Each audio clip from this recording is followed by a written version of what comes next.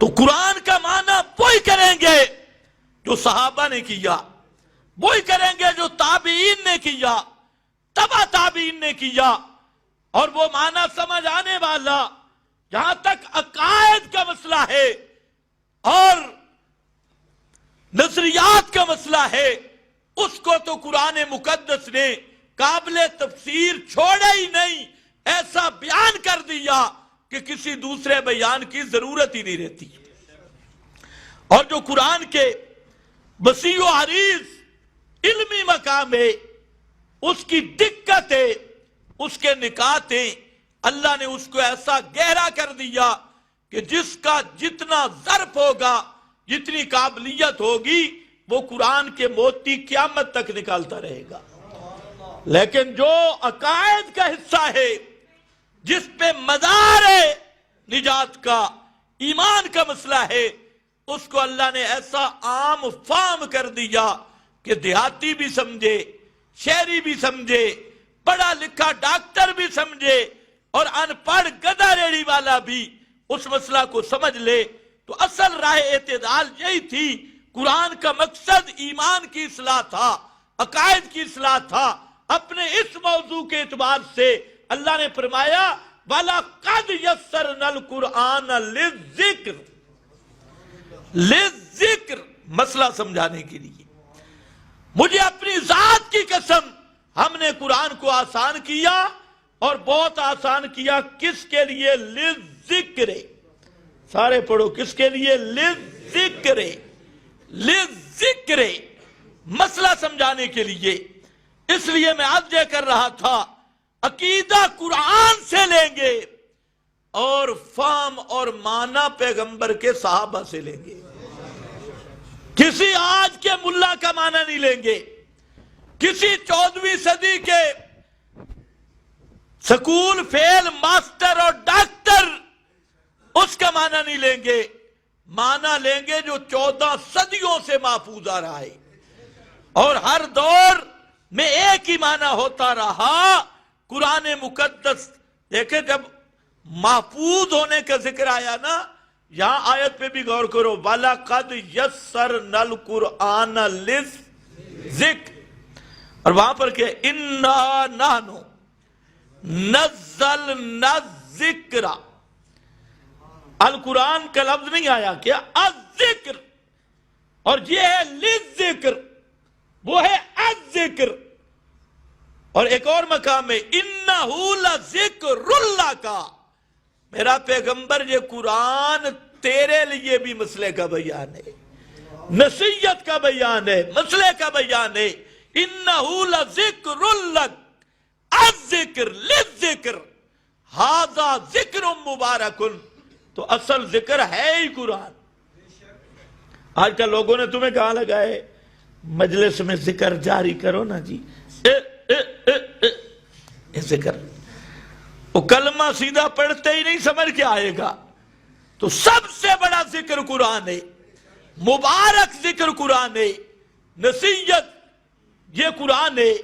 تو میرا بھائی، غلوب سے بچ، قرآن مقدس کو حجت مان، اور قرآن کا معنی مفہوم اپنی طرف سے نہ کر، معنی مفہوم وہ کر جو پیغمبر نے صحابہ کو سمجھایا، اور صحابہ کے واسطے سے 14 صدیوں میں متفق علیہ معنی ہے۔ اپنی طرف سے معنی کرنے کی اجازت نہیں ہے۔ اب کچھ لوگ ہیں، میں نے بڑا غور کیا بڑی سنجیدگی کے ساتھ، انہوں نے ہمیں بھی تانا دینا شروع کیا کہ یہ قرآن پڑھتے ہیں معنی اپنا کرتے، قرآن پڑھتے ہیں اور معنی اپنا کرتے۔ میں نے بڑا غور کیا، 21 سال تک میں غور کر رہا ہوں، لیکن ابھی تک مجھے ایک بھی ایسی آیت نہیں ملی کہ اس کا ہم معنی کریں اور وہ ہمارا کیا ہوا معنی ہو، 14 صدیوں میں وہ معنی نہ کیا گیا ہو۔ پوری چیلنج اور تحدی کے ساتھ کہتا ہوں کہ کسی مقام پہ ایک ایسی آیت کی کوئی آدمی نشاندہی کرے کہ جس کا ہم معنی کریں اور وہ معنی 14 صدیوں میں موجود نہ ہو، ایسی ایک آیت بھی موجود ہو۔ اور جو لوگ ہمیں کہتے ہیں نا اپنی طرف سے معنی کرتی، ان کا میں بتا دیتا ہوں۔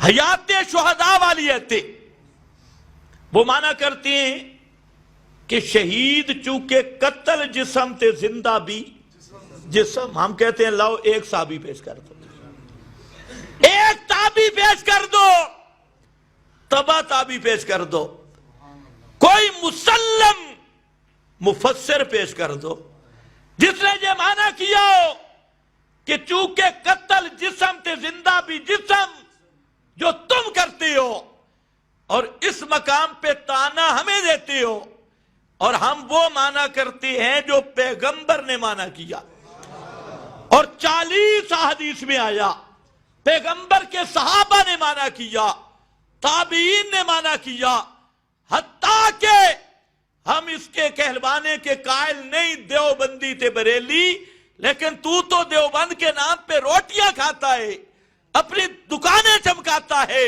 دیوبند کا بانی نانوتوی صاحب حضرت نانوتوی نے بھی وہ معنی کیا جو ہم قوم کے سامنے معنی کرتی ہے۔ تجھے تو جہاں حضرت نانوتوی بھی چھوڑ گئے، جو دیوبند کے بانی ان کو مانتا ہے، اٹھا عجم باربعین، حضرت نانوتوی نے صاف لکھا، قرآن نے شہید کو زندہ کہا مگر جسم شہید کا مردہ ہے،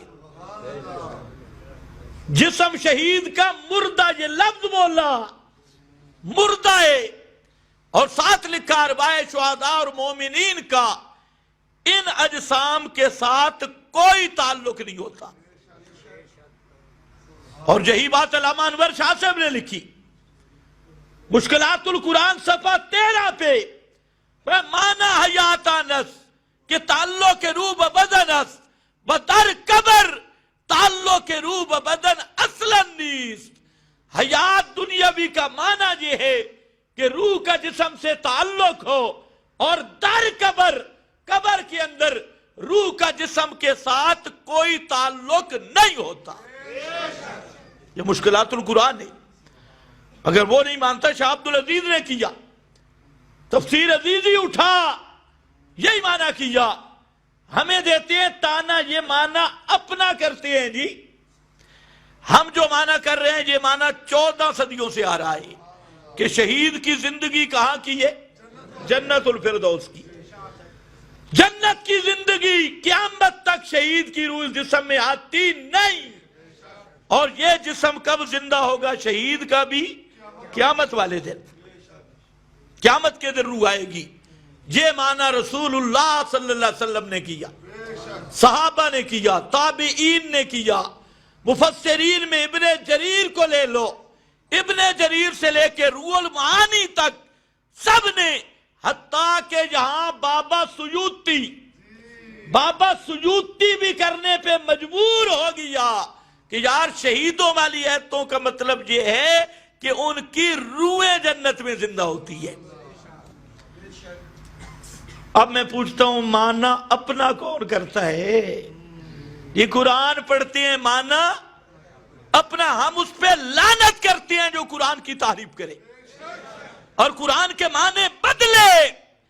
اب تم نے معنی کیا قتل چونکہ جسم تے زندہ بھی، اے معنی سانو چاہیے ذرا کٹ۔ یہ معنی پیغمبر نے کیا، صحابہ نے کیا، تابعین نے کیا، تبا تابعین نے کیا، جرأت سے بولو کسی مفسر نے کیا؟ نہیں۔ پیچھے ایک اجتماع پر میں نے کہہ دیا، میری عادت نہیں ہے، میں بیان کچھ اور کر رہا تھا، شیخ القرآن مولانا محمد طاہر رحمت اللہ علیہ ان کے متعلق بتانا چاہتا تھا، تو درمیان میں ایک بات نکل گئی کہ میں نے کہا کہ میں نے تقریباً 450 تفسیریں دیکھی ہیں۔ مولویوں کے پیٹ میں بڑی پیڑ پڑی، کیونکہ ان بیچاروں نے 400 دیکھی ہوں تفسیریں، انہیں نام ہی نہیں آتا۔ اگر ساری زندگی رٹے لگائیں تو 400 تفسیروں کا نام ہی میرا خیال ہے یہ نہیں پڑھ سکیں گے، ورنہ نام پڑھنے کے لیے بڑی محنت کرنی ہوگی۔ تو بڑا جی 400 تفسیریں ہیں کہاں؟ میں نے کہا میرے پاس آ جاؤ، میں آپ کو دکھاؤں کہاں ہیں۔ ان کو یہ بھی نہیں پتا کہ 400 تفاسیر میں ایک تو ہے حقیقی اہل سنت کی تفاسیر، اس کے علاوہ جتنے مذاہب باطلہ ہیں انہوں نے بھی تفسیریں لکھی ہیں۔ بریلویوں کی تفسیریں ہیں، ضیاء القرآن ہے، تبیان القرآن ہے، نعیمی ہے، نعیمی 2 ہیں، ایک نعیم الدین مراد آبادی کی، ایک احمد یار گجراتی کی 22 جلدوں کے قریب وہ ہے، سعیدی ہے، کاظمی ہے، شیعہ تشیع کی اتنی تفسیریں ہیں کہ تمہارے وام و گمان میں نہیں، قادیانیوں کی تفسیریں ہیں، اہل حدیثوں کی تفسیریں ہیں۔ یہ تو احتیاطاً میں نے 450 کہہ دیا، اگر پورا اکاؤنٹ سے حساب کیا جائے تو 400 سے بھی بڑھے گی۔ تو خیر، میں آپ کے سامنے یاد کر رہا تھا کہ آپ ذرا آہستہ بول رہے ہیں، بھئی شاید میں تو کہیں تفسیریں چون نکل لیا بھئی، اور پورے جرات کے ساتھ بولو کسی مسلم مفسر کی تفسیر میں موجود نہیں، تفسیریں دیکھ کے کہہ رہا ہوں نہیں۔ اس آیت کا کسی نے بھی یہ معنی نہیں کیا، سجودی تک وہ معنی کر گئے جو ہم کر رہے ہیں۔ اور دوسرا کیا جھگڑا ڈالتے ہیں جی، مردہ دے سنن والا مسئلہ، یہ مماتی قرآن پڑھتی ہیں اور معنی اپنا کرتی ہیں۔ میں نے کہا اپنا، یہ معنی تو پیغمبر کے سامنے فاروق اعظم نے کیا، اٹھا مسند احمد اور فرماتے ہیں تکلم اجسادا لا ارواح فیہا وقد قال اللہ انک لا تسمع الموتى۔ بدر 2 ہجری میں ہوا، 13 سال مکہ، 15ویں سال نبوت کے۔ حضرت فاروق اعظم کی بات کا خلاصہ مفہوم یہ بنتا ہے کہ اللہ کے محبوب ہمیں تو قرآن سے مسئلہ یہ پڑھایا نہیں سنتے، اور آج ان سے پھر بات بھی کر رہی ہے۔ تو یہ کس نے کہا؟ حضرت فاروق کے آگے اللہ کے محبوب نے نہیں کہا فاروق اعظم تو نے تو قرآن ہی نہیں سمجھا۔ قرآن نے کب کہا ہے مردے نہیں سنتے؟ تو نے تو آیت کا معنی غلط کیا ہے، یہ معنی نہیں ہے، بلکہ یہاں تو سما ناپے کی نفی ہے، اسماع کی نفی ہے، سما کی نفی نہیں۔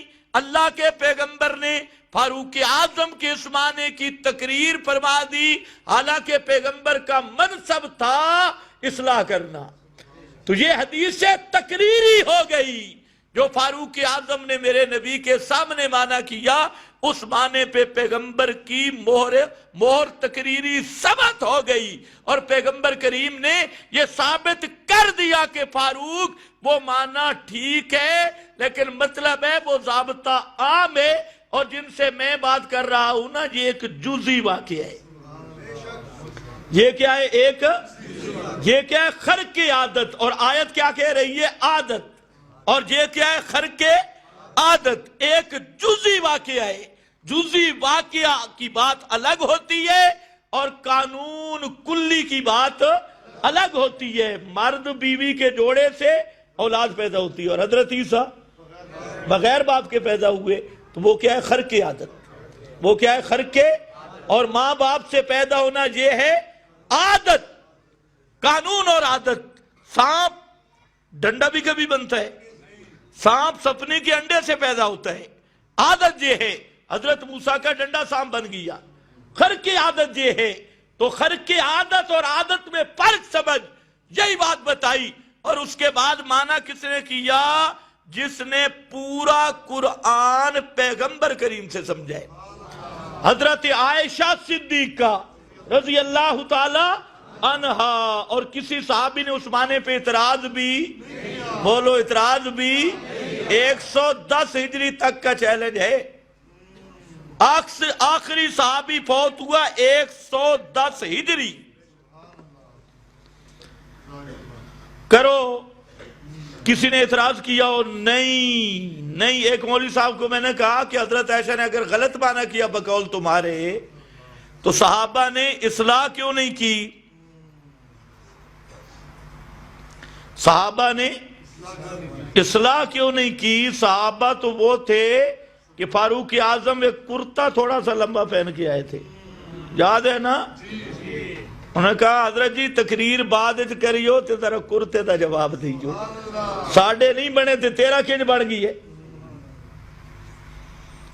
صحابہ تو وہ تھے کہ وہ کبھی خاموش ہوتے، اس لیے سب ائمہ نے لکھا ایک صحابی بات کرے باقی خاموش ہو جائیں تو اس کا مطلب ہے سب اس کے ساتھ متفق ہے۔ اس کو علمی تعبیر کرتے اجماع سکوتی، سین کے ساتھ اجماع سکوتی۔ تم بھی سکوت میں نہ چلے جاؤ، ختم کر دو، اجماع سکوتی، سین کاف کراچی، خاموشی والا اجماع سب نے مانا۔ مولوی صاحب کو میں نے کہا تمہیں بہت تکلیف ہے، تڑپتا ہے جب ہم پڑھتے ہو جی سمان نافذی نہ پیے، اسما کی نہ پیے، فلاں کی۔ میں نے کہا صحابہ کو یہ جواب کیوں نہیں آیا، انہیں یہ جواب کیوں نہیں دیا؟ کہتے صحابہ حضرت عائشہ کا حیا کرتے تھے۔ تو میں نے کہا تو بھی تھوڑی مہربانی کر لے۔ اب تو مسئلہ جہاں پہنچا صحابہ میں حیا تھا اور یہ بے حیا ہے۔ میں سمجھا دے رہا ہوں معنی کس کا؟ قرآن کا معنی ہم کر رہے ہیں یا صحابہ نے کیا؟ ہم کہتے ہیں چل یار ناراض نہ تھی میں، قرآن مقدس کی یہ آیات ہم پڑھتے ہیں اور معنی پیش کرتے ہیں نبی کے صحابہ سے کہ مرنے کے بعد کوئی سنتا نہیں۔ تو بھی ایک آیت لیا نہیں ہو جی، جس کا کوئی صحابی معنی کرے جتیاں دا کھسکار سن دینے، صلاۃ و سلام سنتے ہیں، آیت قرآن کی ہو معنی صحابی کا ہو، صحابی معنی کرے، تابی معنی کرے، تبا تابی معنی کرے۔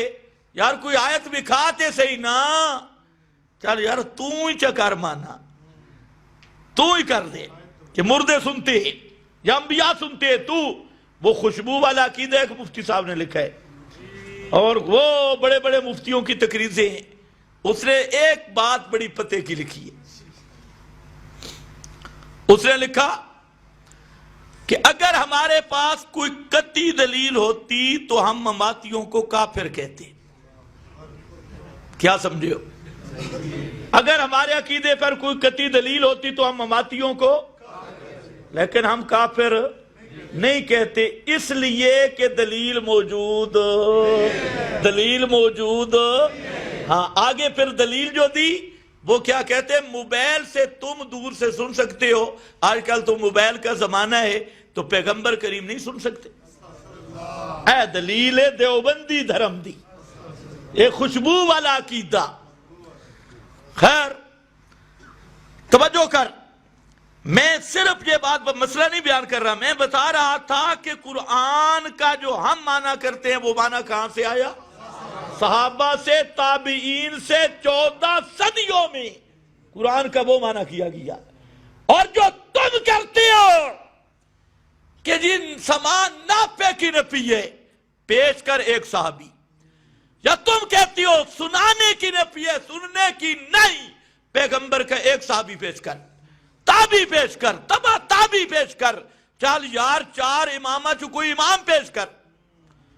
لیکن نہیں، معلوم ہوتا ہے کہ یہ چور بھی کہے چور چور، ساری زندگی ڈنڈی خود لگائی اور پھر الزام لگایا جی یہ اپنا معنی کرتے ہیں۔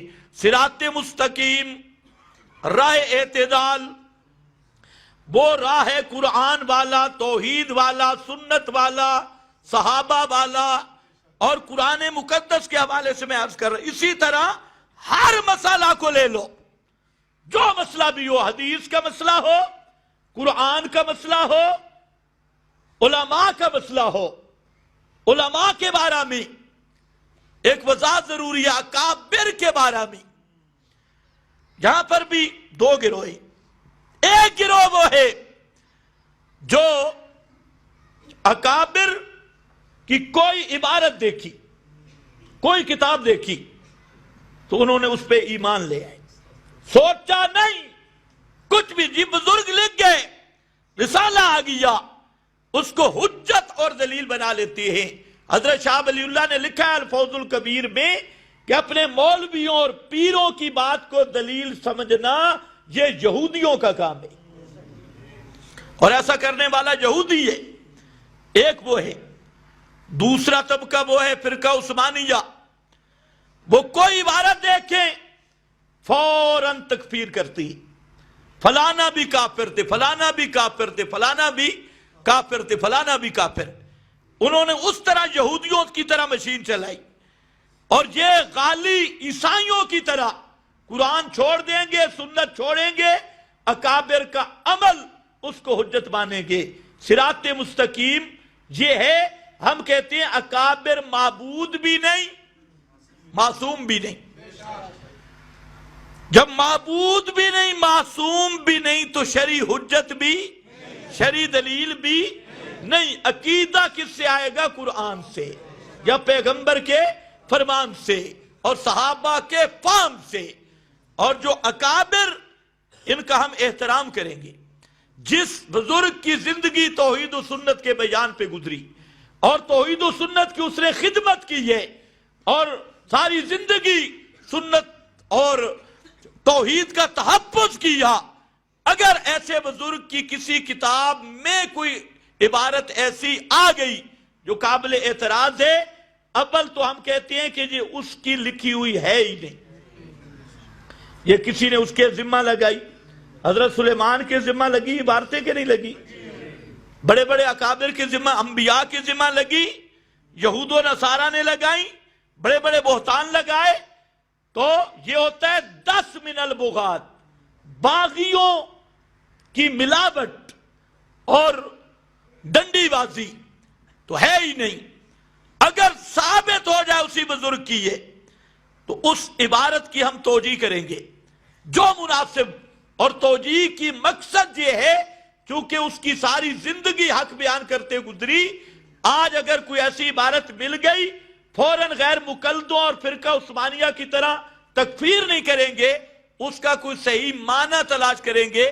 اگر وہ بھی نہ مل سکا تو ہم اس چیز کے مکلف نہیں جو دنیا سے چلے گئے، ہم کہیں گے کہ اس عبارت کا معاملہ اللہ کے سپرد ہے، اس عبارت کا معاملہ اللہ کے سپرد ہے۔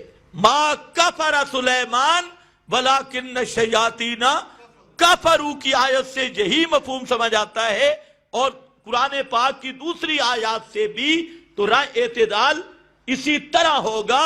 تو بہرحال میں نے عرض یہ کیا کہ صراط مستقیم کا 5واں مصداق ہے راہ اعتدال۔